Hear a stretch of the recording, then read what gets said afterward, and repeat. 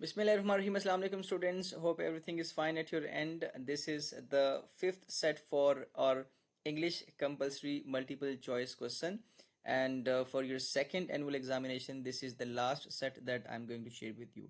पहले तीन सेट जो हमने प्रैक्टिस किए वो उसमें सारे के सारे टॉपिक्स थे. मिक्स्ड सेट था बेसिकली.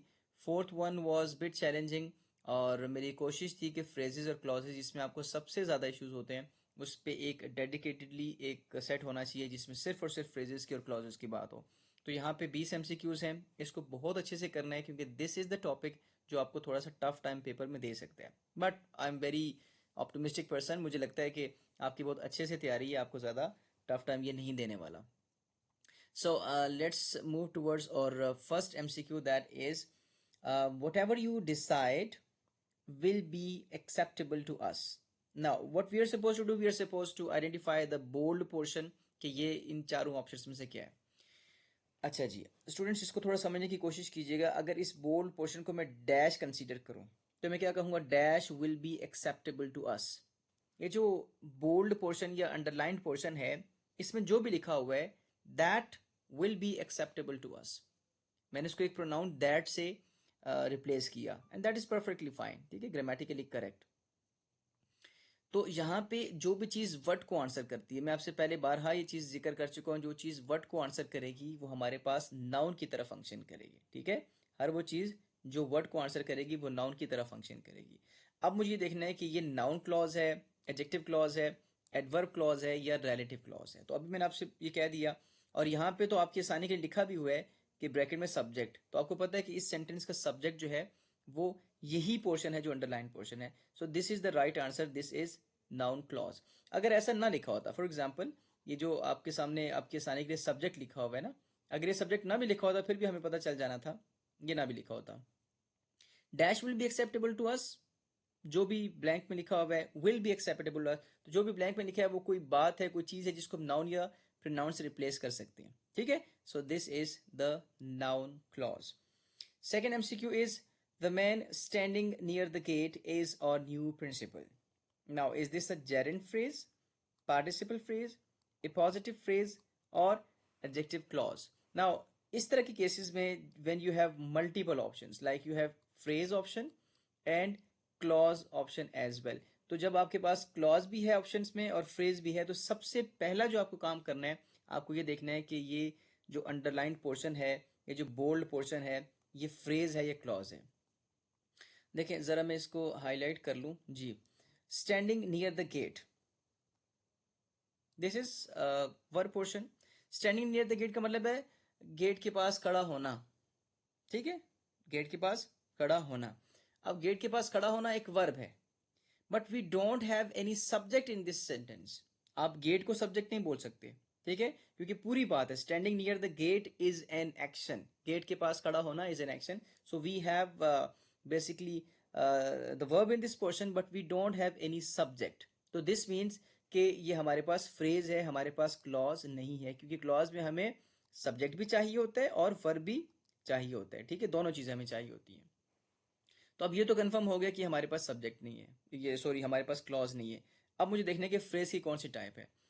आईएनजी फॉर्म आ रही है, हम पीछे प्रैक्टिस कर चुके हैं कि आईएनजी फॉर्म जब भी आती है, मैं यहाँ पे साइड पे कहीं लिखता हूँ, ये आईएनजी फॉर्म आती है तो वो तीन तरीके से बिहेव करती है. वो नाउन के तरीके से बिहेव कर सकती है, वो मेन वर्ब के तौर पे बिहेव कर सकती है, या वो एडजेक्टिव के तौर पे बिहेव कर सकती है. अगर वो नाउन के तौर पे बिहेव करेगी तो that would be a Geraint. और नाउन के तरीके से बिहेव करेगी से मुराद ये कि वो सब्जेक्ट प्लेस भी होगी या ऑब्जेक्ट प्लेस भी होगी. ठीक है. ना अगर वो मेन वर्ब के तौर पे बिहेव कर रही है या एडजेक्टिव के तौर पे बिहेव करे तो हम उसको प्रेजेंट पार्टिसिपल बोलेंगे, जिसको हम पार्टिसिपल भी कह सकते हैं. ठीक है. Now the man standing near the gate is our new principal. Students technically अगर मैं इसकी डायसेक्शन करूँ इस सेंटेंस की, so let me change the colour. Okay, this is the subject part, the man is the subject. Standing near the gate, this is okay, I shouldn't highlight this. Let me back towards that. Okay, मैं चाह रहा हूँ कि ये topic आपको थोड़ा अच्छे से समझे, इसलिए I am taking some time here. So standing near the gate, this is the verb portion. So अब सब्जेक्ट प्लेस पे तो नहीं है. अब हमने ये देखा कि आईएनजी फॉर्म है, नाउन तब होगी, जेरेंट तब होगी जब वो सब्जेक्ट प्लेस पे होगी या ऑब्जेक्ट प्लेस पे होगी. दिस मीन्स कि ये जेरेंट भी नहीं है. Now in this sentence it is working as verb, तो दिस इज पार्टिसिपल फ्रेज. ठीक है, आई होप कि I am clear about this point कि अगर वो मेन वर्ब के तौर पे काम कर रही है, तो मैंने बोला ना यहाँ पे, तो हम उसको बोलेंगे present participle. So this is the right answer, participle phrase. I hope you got the concept. इस प्रैक्टिस में मैं थोड़ा स्लो चल रहा हूँ ताकि आपको ये टॉपिक बहुत अच्छे से समझ आ जाए. अच्छा जी, third MCQ is she bought a house which faces the river. Again, she bought a house which faces the river.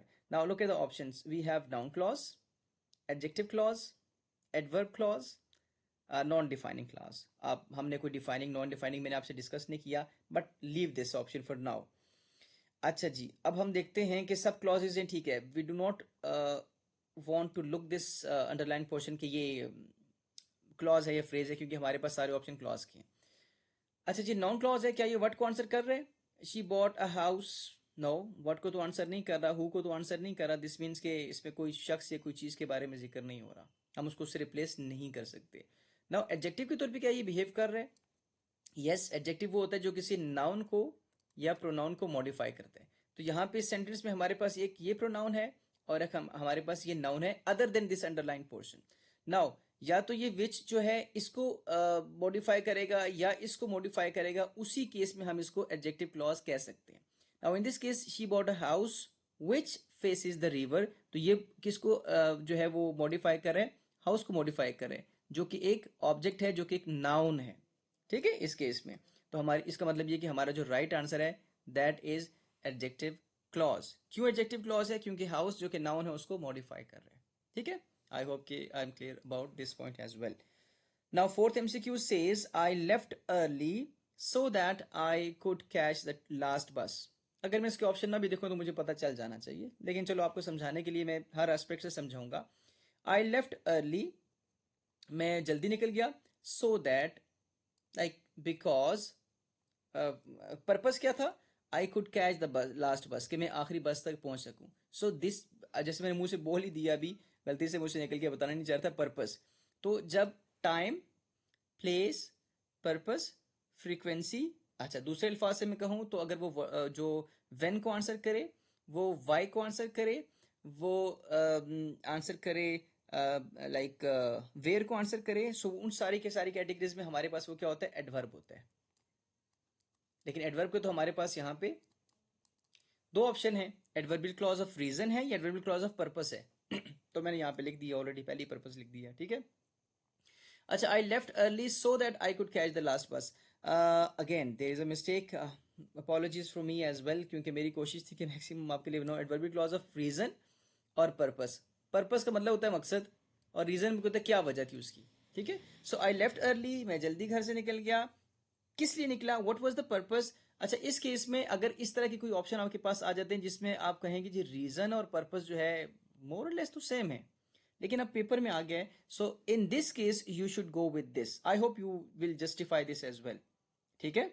अगर बिकॉज से स्टार्ट होता, ठीक है, तो मैं इसको इस केस में, इस कॉन्टेक्स्ट में मैं इसको रीजन कहता, लेकिन क्योंकि वो सो दैट से है तो वो पर्पस बता रहा है. So that is basically the adverbial clause of purpose.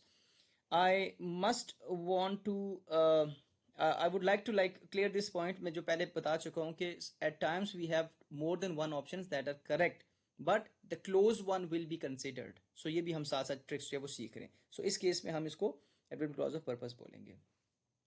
Okay, the committee agreed to postpone the meeting until Monday.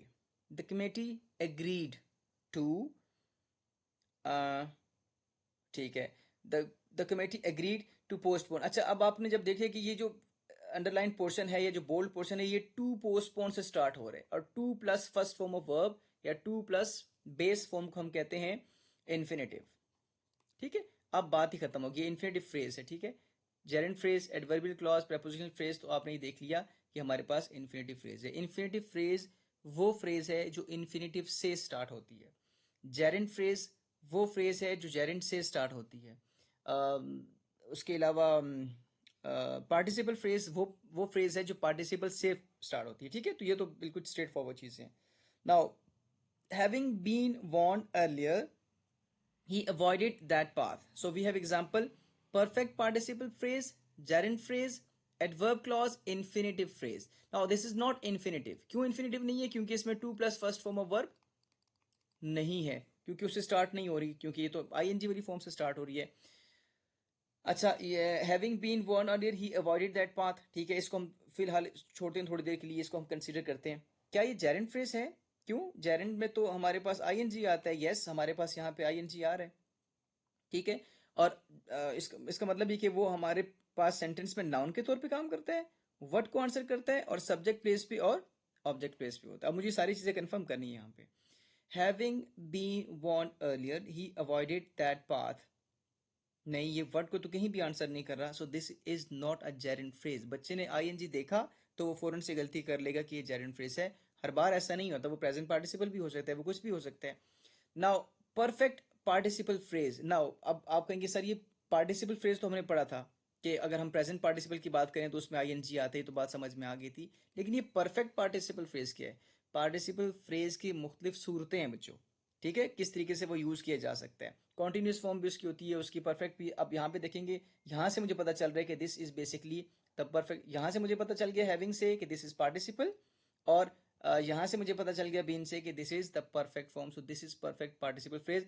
थोड़ा सा डिफरेंट कंसेप्ट था आपने, क्योंकि इसके शायद पार्टिसिपल की जो फॉर्म्स है ना, परफेक्ट फॉर्म है ये, इसकी कॉन्टिन्यूस फॉर्म वो आपने नहीं पढ़ी. लेकिन चले, मैंने कोशिश की कि आपको दोनों पोर्शन से, इससे भी और इससे भी समझाने की कोशिश करूं.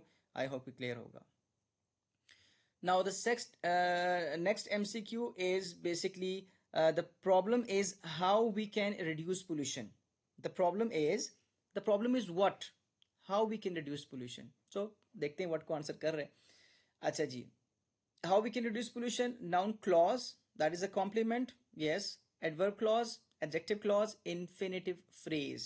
Now how we can reduce pollution, this is not a phrase क्योंकि we have mixed options. We have clause and we have phrase. तो पहले तो मुझे ये कंफर्म करना है कि ये फ्रेज है, क्लॉज है, क्योंकि इसमें we have the subject and we have the verb portion, both the portion. So this is not a phrase. Phrase में क्या होता है? सब्जेक्ट है तो वर्ब नहीं होगा, वर्ब है तो सब्जेक्ट नहीं होगा. ठीक है, तो एक तो ऑप्शन निकल गया. The problem is what. What को आंसर कर रहे हैं straight forward. I am going for noun clause. चलें जी. 8th MCQ says he came to help his injured friend. To help, मैंने इस चीज को देखा कि जो जो हमारे पास yes we have clause, phrase, phrase, phrase. ठीक है, अब both options. To help his injured friend, to help his injured friend. यहाँ पे मेरे पास इस सेंटेंस में this is the main portion. So this is basically not a clause. ठीक है, क्योंकि जो हमारे पास है ये हमारे पास इन्फिनेटिव है. This is not a finite verb. बहरहाल, he came to help his injured friend. To help infinitive से स्टार्ट हो रहा है तो this is infinitive phrase. Simple. ठीक है. 9th MCQ says when to start the project is still undecided. What is still undecided? अब यहाँ पे क्या होगा? एग्जामिनर पेपर में when दे रही है तो बच्चा कहेगा when है, इसका मतलब ये प्लेस सॉरी टाइम को शो कर रहा है, तो दिस इज एडवर्बियल क्लॉज या फ्रेज ऑफ टाइम हो जाएगा. नहीं, किसी वो एग्जामिनर आपके लिए दाना फेंकेगा, उसको चुगना नहीं है, आपने उसको बड़े गौर से देखना है. When to start the project, this is underline कर लें इसको और कहेंगे dash is still undecided. Dash is still undecided. So जो डैश में है अभी तक अनडिसाइडेड क्या है, तो क्या को आंसर कर रहे हैं, व्हाट को आंसर कर रहे हैं, तो कहीं ना कहीं नाउन का पोर्शन आएगा. मैंने तो बाकी पोर्शन एडवर्ब देखा ही नहीं, इन्फिनेटिव देखा ही नहीं, पार्टिसिपल देखा ही नहीं, और मैंने कह दिया नाउन है क्योंकि मेरा काम हो गया. ठीक है. अच्छा, let me consider one thing. Noun function, infinitive phrase, when to start the project is still ठीक है. Participle phrase, no, this is not a participle phrase. I was confirming something. Okay, the 10th portion, 10th MCQ is the players exhausted after the match lay on the ground. Is this a participle phrase, absolute phrase, adverb clause, noun clause? Exhausted after the match, not a clause. This is phrase, this is not a clause. अब मेरे पास दो option है. Absolute phrase अभी आपने पढ़ा नहीं है, like पढ़ा है तो है लेकिन आपकी भी कोई प्रैक्टिस नहीं की. एक एब्सोल्यूट फ्रेज का आगे आई होप कि एक एमसीक्यू मैंने सेट किया हुआ है, तो वहाँ पे आपको थोड़ा ज़्यादा क्लियरली मैं बताऊंगा. The players exhausted after the match ले, तो बेसिकली क्या था? द प्लेयर्स ले ऑन द ग्राउंड. कौन से प्लेयर्स? तो ये कुछ एडवर्ब टाइप काम कर रहे हैं ना, ठीक है। अब देखो सेंटेंस क्या था, द प्लेयर्स ले ऑन द ग्राउंड, तो सेंटेंस तो कंप्लीट है। दिस मीन्स कि ये जो एग्जॉस्टेड आफ्टर द मैच, ये तो प्लेयर्स को मॉडिफाई कर रहे हैं। तो यहाँ पे मेरे पास ऑप्शन होना चाहिए था एडजेक्टिव क्लॉज या फ्रेज का, कुछ भी, चलो फ्रेज का, ठीक है। लेकिन यहाँ पे एडजेक्टिव का तो ऑप्शन ही नहीं है मेरे पास, तो पार्टिसिपल और एब्सोल्यूट रह गया है। तो पार्टिसिपल मैंने आपको बताया कि पार्टिसिपल वो होता है जो अगर वो प्रेजेंट पार्टिसिपल है तो वो आईएनजी फॉर्म है, और अगर वो पास्ट पार्टिसिपल है तो थर्ड फॉर्म ऑफ वर्ब है, ये तो आपको पता है, ठीक है। तो आईएनजी से मुराद ये है कि वो मेन वर्ब के तौर पे भी आ सकता है या एडजेक्टिव के तौर पे भी आ सकता है। थर्ड फॉर्म ऑफ वर्ब है तो वो मेन वर्ब के तौर पे भी आ सकता है और वो एडजेक्टिव के तौर पे भी आ सकता है। तो यहाँ पे आईएनजी फॉर्म तो नहीं है, लेकिन ईडी फॉर्म है, that is the past form, और यहाँ पे ये आ रहा है एडजेक्टिव के तौर पे। सो this is participle phrase. I hope you got the concept. मैं बहुत स्लो चल रहा हूँ, लेकिन अगर आपको नहीं समझ आ रहा, आप इसको लाइक थोड़ा पीछे करें वीडियो को और दोबारा से आप उसको देख सकते हैं। Okay, he whispered as if someone might hear him, वो उसने सरगोशी की जैसे जैसे, अब मुझे यहीं से सारी बात वैसे क्लियर हो गई है। जैसे से मुराद है कि उसने सरगोशी कैसे की, हाउ को आंसर कर रहे हैं ना, तो दिस मीन्स कि एडवर्ब को कोई ना कोई चक्कर होगा।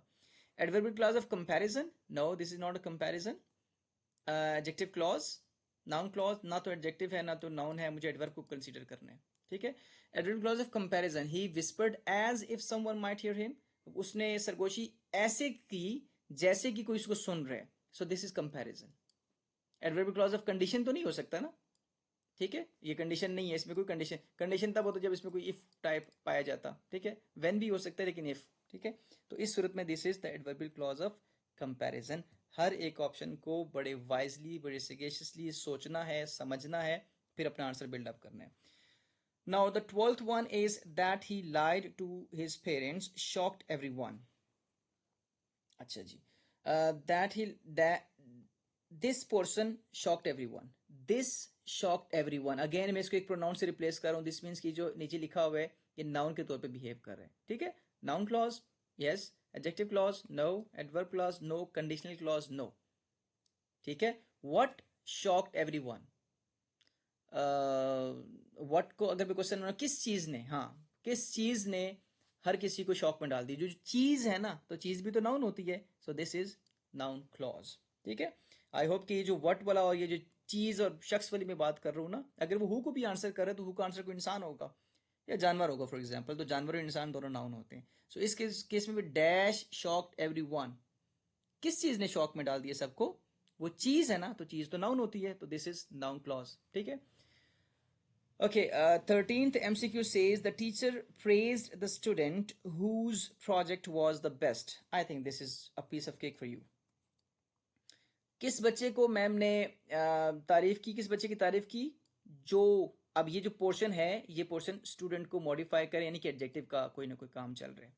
देखो मुझे देखने की जरूरत ही नहीं है, मतलब देखने की तो जरूरत है ऑब्वियसली, आंखें बंद करके लगाऊंगा तो बी पे लगा दूंगा ना, ठीक है। सो एडजेक्टिव क्लॉज, इसको हम रिलेटिव क्लॉज भी कह सकते हैं। Now the 14th MCQ says to finish, अब क्यों मेरे साथ मजाक करें इतनी आसान आसान MCQs, to finish the work on time requires full attention. This is answering what requires full attention. देखिए अब ये मैं आपको बताता हूँ, ये चीज बताता हूँ कि ये वर्ड को तो आंसर कर रहे, तो मैं इसको बोल दूंगा नाउन क्लॉज है, to finish the work on time. चलो क्लॉज को मैं फिलहाल कंसीडर नहीं कर रहा, ठीक है, वैसे क्लॉज नहीं है, लेकिन वैसे ही आपको बता रहा हूँ, सिर्फ मैं आपको वर्ड समझा रहा हूँ। तो आप कहेंगे नाउन है, सर ने बताया तो जो वर्ड को आंसर करे, लेकिन आप ये देखें कि वो स्टार्ट कहाँ से हो रहा है, वो एक इन्फिनेटिव से स्टार्ट हो रहा है, तो दिस इज इन्फिनेटिव फ्रेज। अब इसको गौर से सुनिएगा कि देखिए इन्फिनेटिव जो है वो सेंटेंस में जो है वो नाउन के तौर पे भी काम कर सकता है, ठीक है। इसके और भी फंक्शन हैं, ठीक है, ये हमारे पास एडवर्ब के तौर पे भी काम कर सकता है, तो डिफरेंट फंक्शन हैं। तो मैंने ये देखा कि जब कोई भी फ्रेज या कोई भी क्लॉज इन्फिनेटिव से स्टार्ट हो रही है तो मैं उसको इन्फिनेटिव फ्रेज या इन्फिनेटिव क्लॉज कहूंगा।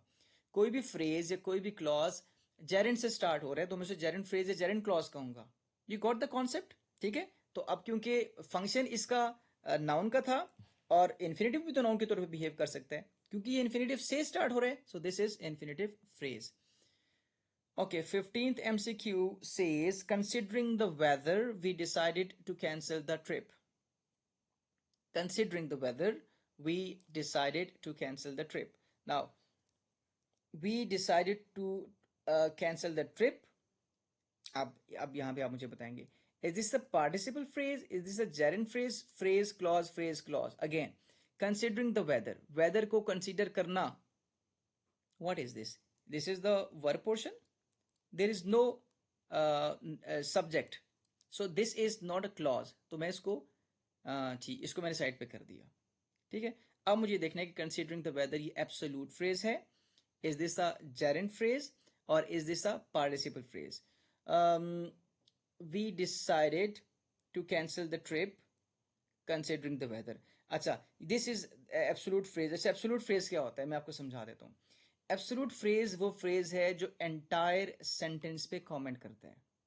ठीक है. इसकी डेफिनेशन अगर आप गूगल भी करेंगे या कहीं से अगर आपके पास कोई की बुक है, लाजमी इसको समझ के जाना, क्योंकि ये आपका एमसीक्यू गलत हो सकता है अगर आप इसको अच्छे से पढ़ के नहीं जाएंगे. तो एब्सोल्यूट फ्रेज वो फ्रेज है जो एंटायर सेंटेंस पे कमेंट करता है, पहली चीज. और दूसरी चीज, दिखने में लगता है कि कंप्लीट सेंटेंस है, हालांकि नहीं होता. ठीक है. सो ये जो पोर्शन है ये पूरे एंटायर सेंटेंस पे कमेंट कर रहा है. So this is absolute phrase. Now, the judge asked why the. अच्छा, शायद आपके जहन में आ रहा होगा sir why this is not gerund phrase, क्योंकि ing को देख के हमेशा आपके जहन में आपकी राल टपकने लगती है ना कि why this is not gerund, क्योंकि ing आपने बताया. तो नाउन के तौर पे भी तो बिहेव करें ना सेंटेंस में, वर्ड को भी तो आंसर करें ना. ठीक है. तो ये वर्ड को आंसर नहीं करा, that's why this is not gerund phrase. 16th one. The judge asked why the witness hadn't appeared. अब why बच्चे ने देखा तो बच्चा सोचेगा ये तो why है, जिसका मतलब ये रीजन को आंसर कर रहे हैं. ठीक है. तो ये एडवर्ब होगा कहीं ना कहीं. नहीं. The judge asked what? The judge asked this. जज ने ये बात बोली. कौन सी बात? जो कि मैंने अंडरलाइन कर दी है. ठीक है. क्योंकि ऐसा हो सकता है कि वो नाउन जो है ना, बेसिकली नाउन वो सब्जेक्ट प्लेस पे भी होता है, वो ऑब्जेक्ट प्लेस पे भी होता है. So this is the subject, this is the verb and this is the object place. तो आपने फौरन से आंसर नहीं कर देना कि वाई लिखा हुआ है तो ये मेरे पास एडवर्ब हो गया. नहीं भाई. द जज आस्क्ड व्हाट, मतलब व्हाट को आंसर कर रहे हैं. तो सीधा सा यहाँ पे हमारे पास नाउन क्लॉज आ गया. मैंने इसी को टिक कर दिया क्योंकि एडवर्ब तो है नहीं, रिलेटिव भी नहीं है, इन्फिनेटिव भी नहीं है. ठीक है. तो थोड़ा सा ध्यान से करना है और हर चीज को कंसीडर करना है. अच्छा जी. If treated carefully, the wound will heal quickly. Elliptical adverb clause, conditional clause, participle phrase, adverb clause. If treated carefully. If sentences हमारे पास कौन से sentences होते हैं? Conditional sentences होते हैं. So this is if treated carefully, the wound will heal quickly. So this is conditional clause क्योंकि इसमें if आ रहा है. Conditional sentences आपने पढ़े, you know very well. Okay. 18th MCQ says she gave me a smile full of kindness. She gave me a smile full of kindness. Is this a prepositional phrase that is acting as adjective? Okay. Is this a gerund phrase? Gerund में इसको कैसे कह सकता हूँ भाईजान, इसमें तो ing नहीं है, तो ये gerund तो है ही नहीं, इसको तो साइड पे करो. Is this a noun clause? Full of kindness, पहली बात है भाई ये तो clause ही नहीं है, क्योंकि इसमें हमारे पास full of kindness, हमारे पास इसमें क्या verb है? कुछ भी नहीं है. तो ये तो हमारे पास आंसर नहीं हो सकता. Is this infinitive? नहीं भाई, इन्फिनेटिव कैसे हो गया? इन्फिनेटिव में तो to plus first form of verb या बेस फॉर्म आती है. ठीक है. हमारे पास एक ही option, that is prepositional phrase. अब आप घबरा रहे होंगे कि सर ये प्रेपोजिशनल फ्रेज तो प्रेपोजिशन से तो स्टार्ट ही नहीं हुआ. मैंने आपको वन बाय वन बताया कि कैसे इसको कैंसिल किया, कैसे इसको कैंसिल किया, कैसे इसको कैंसिल किया. Automatically we have the option A, that is prepositional phrase. हाँ, प्रेपोजिशनल फ्रेज के बारे में ऐसे ही कहा जाता है कि प्रेपोजिशनल फ्रेज जो है वो प्रेपोजिशन से स्टार्ट हो रही है, लेकिन यहाँ पे ये एडजेक्टिव का काम कर रही है. थोड़ा सा डिफरेंट यूनिक एग्जांपल है, तो इसलिए आपको थोड़ा ऐसा लग रहा है, लेकिन this is the last option that we are left with. So sometimes आपकी कंसेप्ट अगर पेपर में मिक्सड अप हो रहे हैं, नहीं समझ आ रही, लेकिन समटाइम ये चीज ट्रिक कर आपको, इस ट्रिक से आपको पता चल जाता है कि बाकी तीन ऑप्शन नहीं है तो ज़रा पीछे चौथा ऑप्शन यही बचता है, तो वही हो सकता है. Now consider 19th MCQ. Having completed the survey, they compiled the report. Perfect participle phrase, absolute phrase, adverb clause, infinitive phrase. Now we have to look at this.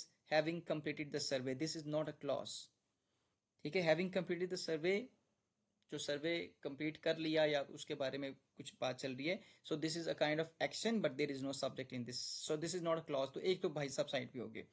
Having completed the survey, they they compile the report. Basically again वही example है कि ये पूरा portion जो है ये किस पे कमेंट कर रहा है, ये एंटायर सेंटेंस पे कमेंट कर रहा है। सो एब्सोल्यूट फ्रेज वो फ्रेज है जो एंटायर सेंटेंस पे कमेंट करता है। ठीक है, परफेक्ट पार्टिसिपल वैसे ही नहीं हो सकता क्योंकि थर्ड फॉर्म थोड़ी लगी हुई इसके अंदर।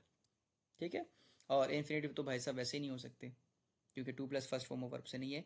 एब्सोल्यूट फ्रेज वो फ्रेज है जो एंटायर सेंटेंस पे कमेंट कर रहा है। मेरी स्पीड पहले 4 में थोड़ी ज़्यादा थी, लेकिन 5वें में बहुत आराम से समझा रहा हूँ क्योंकि मुझे पता है कि इसको डाइजेस्ट करना थोड़ा सा टाइम लगेगा। जिन बच्चों ने अच्छे से इन टॉपिक्स को प्रिपेयर किया है वो तो उनकी तो रिवीजन चल रही है सिर्फ। Okay, the speaker paused to emphasize this next point. नहीं यार, मैं नहीं बताऊंगा इसको। ठीक है, अब आप इसको खुद बताएंगे क्योंकि आपको पता चल गई ये सारी कहानी। अब मैं हर बात अगर मैं आपको बताऊंगा तो फिर जो है ना वो आपकी मेहनत बुरा मान जाएगी कि हमने सब कुछ पढ़ा हुआ है, हमें सब कुछ आता है, ये सर क्यों बार बार हमें चेक कर रहे हैं। ठीक है, last MCQ is for you as a gift. तो आपने मुझे बताना है कि क्या है। आई होप कि this topic phrases and clauses is pretty much clear. But एक चीज़ का ख्याल प्लीज़, जब आपने फ्रेजेस और क्लॉजेज पे एमसीक्यूज पेपर में करने हैं, बी वेरी विजिलेंट। ठीक है, आपने देखा कि सारे फ्रेजेस के ऑप्शन है, यू हैव द लिबर्टी के पता है सब फ्रेजेस ही हैं, सब क्लॉजेस के हैं, फिर भी ठीक है। लेकिन दो फ्रेजेस के, दो क्लॉजेस के, या एक क्लॉज का तीन फ्रेजेस के, तो जैसे भी इसका ऑप्शन है, मिक्स्ड ऑप्शन जब आपके हैं, तो सबसे पहला काम उसको देखें कि इज दिस अ फ्रेज और अ क्लॉज। उसके बाद आप बाकी उस चीज़ों पे जाएं। तो आई होप के I justified the topic. I hope कि इससे आपको बहुत ज़्यादा फ़ायदा हुआ होगा। Since this was the last practice I wanted to share with you. This is 12:22 और मेरी कोशिश थी कि सुबह आपका 2 बजे पेपर है, तो एक दफ़ा गिरती हुई दीवार को एक धक्का और सही। तो इंशाल्लाह कुछ बच्चे इसको अभी सुनेंगे, कुछ सुबह सुनेंगे, लेकिन best wishes for you and fingers crossed. But I am very confident because जितनी आपने मेहनत की है, जितनी मैंने कोशिश की है आपको समझाने की चीज़ें, इंशाल्लाह यू विल रॉक टुमारो इंशाल्लाह। ठीक है, मिलते हैं पेपर्स के बाद इंशाल्लाह। तब तक के लिए अल्लाह हाफिज़, स्टे ब्लेस्ड।